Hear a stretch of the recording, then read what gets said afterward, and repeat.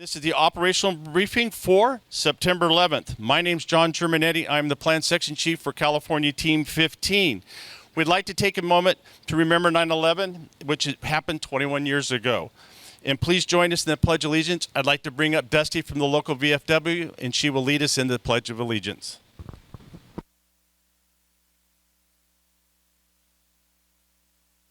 Good morning. If you're a veteran, please salute, or you may place your hand over your heart, facing the flag of our nation. Hand salute. I pledge allegiance to the flag of the United States of America and to the republic for which it stands, one nation, under God, indivisible, with liberty and justice for all. Two. Thank you. At this time, I'd like to introduce our Deputy IC, Tom Clemo, for California Team 15, and he'll have a few words about 9/11. Good morning, everybody. 21 years ago today, we lost so much as a service. It struck me this morning as I was reflecting about 9/11 that some of you may not even remember what happened 21 years ago. Some of you may not have even been born yet. And we are at that place where, as time goes on and the memories fade, that we never want to lose sight of what happened that day. Nearly 3,000 people were lost on 9/11. 73 police officers and 343 firefighters from FDNY were lost. Ever since that day, out of respect for their memory, we take the time, pause, and reflect on the sacrifice that was made by all those people. The true measure of an organization is the way that it reacts to adversity, how resilient it is, how when it's been sucker punched, it could stand back up again, how it gets through the difficult times. Its ability to improvise, adapt, and overcome. I can't think of a better group of individuals that are pretty good at improvising, adapting, and overcoming. We owe it to the memory of the lost firefighters that day to carry these tenets forward, to continue to be resilient, to continue to do what is right. If you take a look around you at the hundreds of firefighters that are here, you are continuing that tradition. You are the best we have to offer. The American Fire Service is 391 years old, almost 400 years of tradition, and we have gone through a lot together. May we never forget what happened on 9/11. I'd ask that all of you remove your hats, bow your heads, and please, we'll take a moment of silence to remember what occurred 21 years ago today.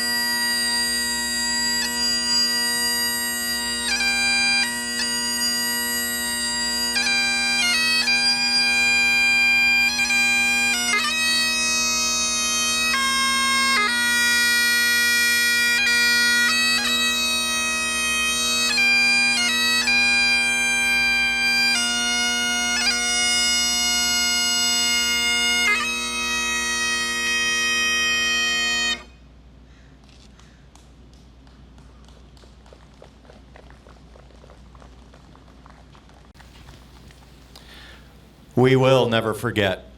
Have a safe shift.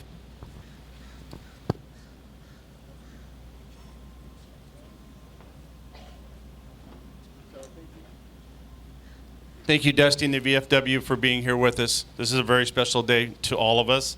And we'll begin back to our planning meeting, or for our operational briefing this morning, and we'll bring up for current situation Travis Eder.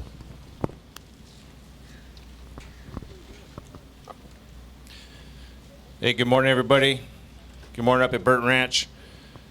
Feeling pretty confident this morning. Things are looking pretty stable out there. Current situation seems to be changing very little every day. Couple little things to bring up on the Ammon. A couple spots popped up on the IR last night when the NIROPS flew over up in that Madden Creek area where we can't really get any boots in, but we'll try and get out there and take a look at that. And then yesterday, as you're driving around, you notice a lot of that brush and a lot of the trees have been kind of cured by the fire and the operations that happened in the month past, and that leaf litter is starting to hit the ground. The needle cast is hitting the ground, and then in the last 5, 6, 7 hot days we've had, that's cured up, and we're starting to get those things starting to pop up here and there. So keep eyes out for that. Make sure we contain that. Nothing blows over the perimeter. Continuing with the suppression repair around the whole incident, everything is moving forward. Lots of work being done, lots of heavy equipment. Also, chippers going, masticators going. Make sure you keep your eyes open. Don't drive up any roads where there's a low boy sitting there where you're going to come around the corner and take a rock in the windshield from a masticator. And just keep doing what you've been doing the last week, 10 days. Be diligent. Stay with it. Try and fight the complacency. Stay engaged. Keep your head in the game. Talk to your folks. And be smart. Have a safe shift.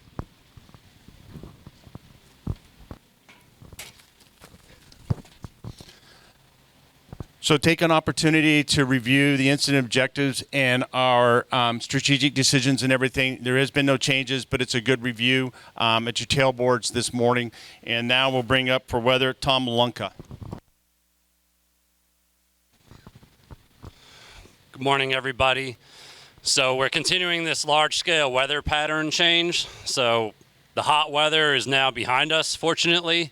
That high-pressure area that was sitting over us for the last week is pushing eastward. It's being replaced by low pressure coming in off the Pacific. So yesterday we had a little bit of wind. We're continuing the transition so today we're going to see a lot of clouds coming in. So right now our RH recoveries are around 35 to 45% in those high elevations. That's a good 15 to 20% higher than this time yesterday. So we are seeing improving conditions. Our temperatures are also cooler. We were around 100 yesterday. We're going to knock off about 10 to 15 degrees. So going to be feeling a lot better today. 80s for most areas, and our RHs are also going to be coming up. We're looking at 20s to 30s today. So one thing to watch out for, it's going to be fairly inconsequential as far as operations go, but there is going to be some rain around, some light showers. So if you took your rain flies off to stay cooler, you might want to put those back on today. And we're looking at that threat coming in after noon and then lasting through much of the evening hours tonight. So no accumulations expected, but just be aware there will be some rain around. Break. And going forward, if you can see the map up here, we have green for the next foreseeable future, for the next week or so. We had a lot of reds on there, but now we're getting in a much more favorable weather pattern. So very good, excellent RH recoveries tonight going forward. We're even going to see some marine clouds coming in each and every night, so a lot of dew. So much better fire weather conditions upcoming. Thanks. Have a safe shift. Good morning, everybody. Nick Elmquist with Fire Behavior. So driving around the fire, it's very obvious the amount of work that's gone into this the last 36 or 37 days, I believe. The amount of effort to prep the roads, to hold those roads, to fall the hazard trees, to hold the equipment, to yard that stuff off, pile it, chipping, and now to do all that rehab. It all looks really, really good. It kind of coincides with the weather pattern shift that we're hearing from Tom. We're going to start to see near 100% recovery overnight. So although we're starting to get that leaf litter and needles that are falling on the ground, we may start to see some smoldering and some stumps overnight. A lot of that stuff should go out, and the burn windows should decrease every day. So just enjoy the cooler weather. You guys deserve it. Have a good day. Don't forget to set your fantasy football lineups before you leave cell service. Thanks. Good morning, Nick Cleary, Planning Ops Trainee. So I'm going to start with operational assignments and plan of work. So we'll go with operations section, Scott Grasmick and Travis Ederer. Planning Ops, Joe Tiso. He'll also be out in Division Whiskey, kind of helping out Rick Dykehouse. Alpha Delta Golf, Jerry Class A. Juliet November Romeo, Chris Linane and Jerry Olson over at Burnt Ranch. Uniform, Ryan Abbey. Whiskey, Rick Dykehouse. So you guys will see on the map we combined Alpha Romeo into Alpha Delta Golf and Juliet November Romeo. Plan of work today is the same as it's been. So this is my 4th shift up here doing the morning briefing where we've had active patrol at the end of shift. So again, continue what you guys are doing. Look at the IR map. We're giving the community the peace of mind that firefighters are still out there addressing the smokes. I know they're really far interior, but just continue to do the active patrol. As for suppression repair, I know it seems like that false ridge. You get up there and there's another ridge. We're trying to take a systematic approach at trying to bring the suppression repair from one section of the fire to the other. So please continue to do what you're doing. Work with the reads based on the suppression repair plan and have a good shift. Thank you. Good morning, John Crotty, Air Operations for Team 15. Today we'll have a 1 Type 1, the 2 Type 3s. Everything's relocated to Willow Creek with our better visibility. Your short haul ship is one of those Type 3s. Review your medevac plan. Have a plan that includes that aircraft if you need it. Also have one as a backup that doesn't include that if we have any kind of mechanical issue with that aircraft. Stay focused. Have a safe shift.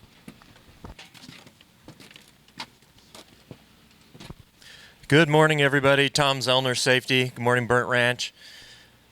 Honor the fallen citizens, police officers, firefighters, airline personnel, military personnel, and others, totaling 2,977 as you work today. That's how many we lost total on 9/11. Just think, 2,763 died at the World Trade Center alone, including in those numbers 343 firefighters, 73 police officers. To date, there has just been under 300 firefighters that have died from 9/11 related illnesses, and exactly 300 police officers that have died from 9/11 related illnesses. Break.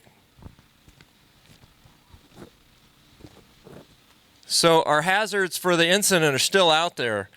They still remain. So as you go to work, the driving issues, the extended extraction times, the hazard trees, they're still there. We're even doing a large tree project. You might be part of that this week. Pay attention. Today, keep talking about the hazards that you face today. You may not be running into a building like they did, the men and women of the FDNY at World Trade Center, but the dangers you face are reality for you today. They're fact. They're dangerous. They're just as deadly. Take care of each other. Watch out for each other. And remember 9/11. For communications this morning, check your 205. There have been some TAC channel reassignments to align with operations. Good morning. Josh Fudge, Medical Unit Leader with Team 15. On the line today, we have 4 line medic EMT teams, 4 ALS ambulances, and 2 REMS teams. In camp, Frontline Medical, still staffed with nurses for over-the-counter medications or evaluations as needed.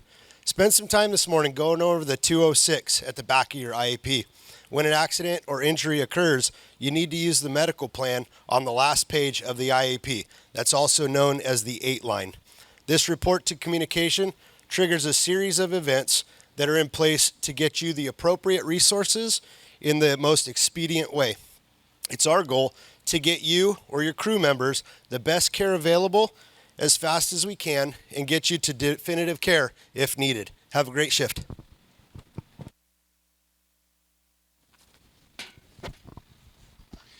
Good morning. My name is Jim Emerson. I am the Team 15 firefighter health advocate.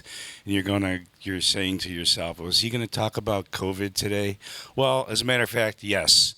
Our team in camp here has had 17 positive cases the past 8 days. And we're dealing with that as a team. How can you support us? By being diligent, by opening up your 206 on the page about maintaining a healthy workforce. Please, if you have any signs or symptoms of COVID, let us know and we will deal with it at that point. Be vigilant. Have a good day.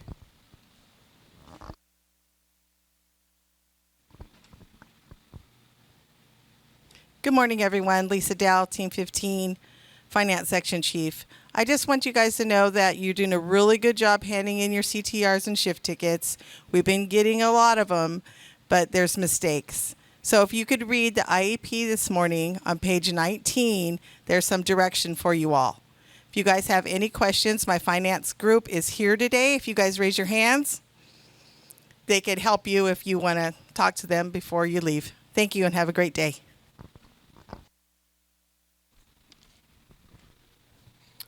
Good morning, everyone. Lead Reed, AJ Donnell. Today will be my last shift, so I'll be having John Fable follow behind me. You'll be in good hands. So I was able to get out on the line yesterday, and I got to see a lot of good stuff out there. I want to thank you all for your hard work. Just to give you a heads up, we do still have a bear team that will be out there, and I know a lot of people have been asking, do I really have a team full of bears? That's not true. It actually stands for Burned Area Emergency Response Team. So if you have any questions, please find me, and I'll help tell you who they are. Thank you. Have a good and safe shift. All right. Couple things real quick. Logs wanted me to pass on that for dinner, the closing time for the kitchen has been moved up a half hour. So 2100 hours here in ICP. It'll be closing. The other thing is training specialist is here. We're still at 40, but please take advantage of him because it's a great opportunity to document your training. And also keep in mind, HR is here. They're in Trailer Row at the very end. He's always looking for some company to chat with. So if you need to talk, he's there for you. So please feel free. And then for our closing comments, our Nolan Colgrove.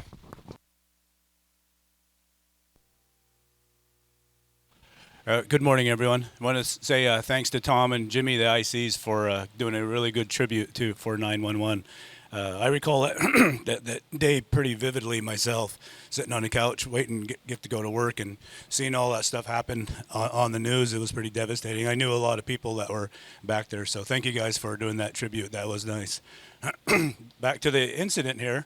I've been covering a few things of the reasons why we do the things that we do here on the Six Rivers.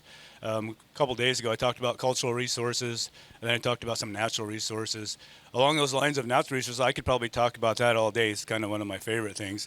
But some stuff that will be important, or stuff that's important to us that we're asking you to do protection measures, mitigations for, is aquatic resources. So aquatic resources are those things that swim in the river, swim in the creeks, and are in the riparian areas. And so you saw AJ, our lead read, a couple days ago talk about the little fish screens that we might not have them all because somebody might have grabbed a couple of those. That's one of the mitigations that we do. It's important for little fish like this that don't get sucked into those into the water trucks. But there are quite a few other things that we do as well. So one of the things that is important is the protection of all of these water courses. So if you look on a map, like the map behind me, and if you plotted on there all of the streams that we have here, if you plotted all the streams that we have on here, it would look like the veins in your arm or something. It would be just scattered all the way through this whole map. And most of those all tributaries to the Trinity River that's right behind you here. And in the Trinity River is a huge fisheries. So we're connected to the ocean here. So this river drains down here, the Trinity drains down, goes into the Klamath River. Klamath River goes about another 15, 20 miles down and then drains into the ocean. So a lot of the fish that are here, they're born here. They get washed out in the certain time of the year, and they go out to the ocean, and then they return back as adults.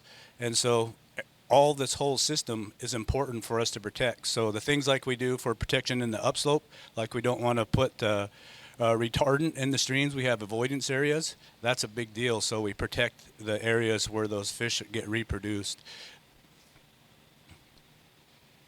There's a number of other things that we do for protection of that fisheries resource, the aquatic resource.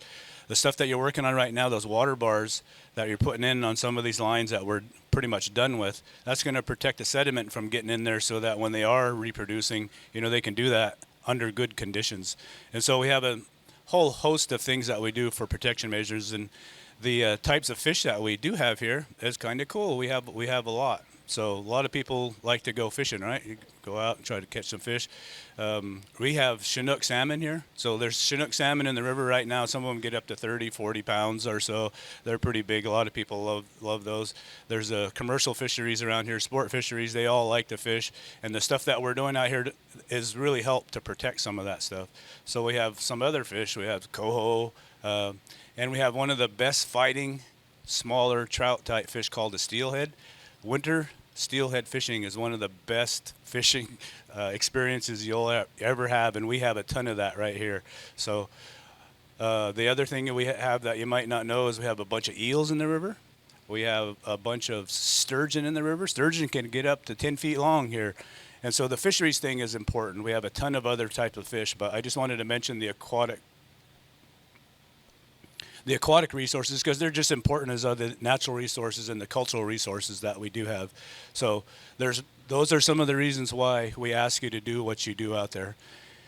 One of the other things that is of important, and one of the messages I wanted to share today was with all of the water that we do have in these mountains, there are other people who will go out there and try to do some farming out there in the middle of the forest, and it's one of those illegal things. And they don't always do things the right way. So some of the things that they do to protect their crops is they'll put some poisons out there, and they'll try to poison the animals that will eat their crop. And if you see these things out there, and they'll use bottles, they'll use little cups, just like regular trash cups of something, and they'll pour stuff that looks like pink Pepto-Bismol. If you see that, don't touch it. Just note it on a map. Let your division know to come back and talk to safety, because that stuff has some really nasty toxic stuff in it that people have died from just touching it. So the important message I wanted to share today is all the stuff about aquatics, but there are some dangers out there in some of those areas. So if you see that, please be careful with that. Just like I said, just mention it to the ops guys, safety guys.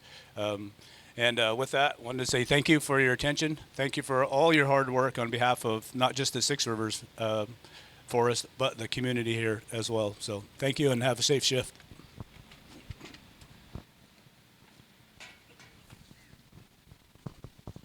Okay, so at this point, all the divisions will meet up with you for your assignments and give you your briefing this morning. Also, please turn your radios back on and have a safe shift. And please keep in mind your thoughts for 9/11. Thank you.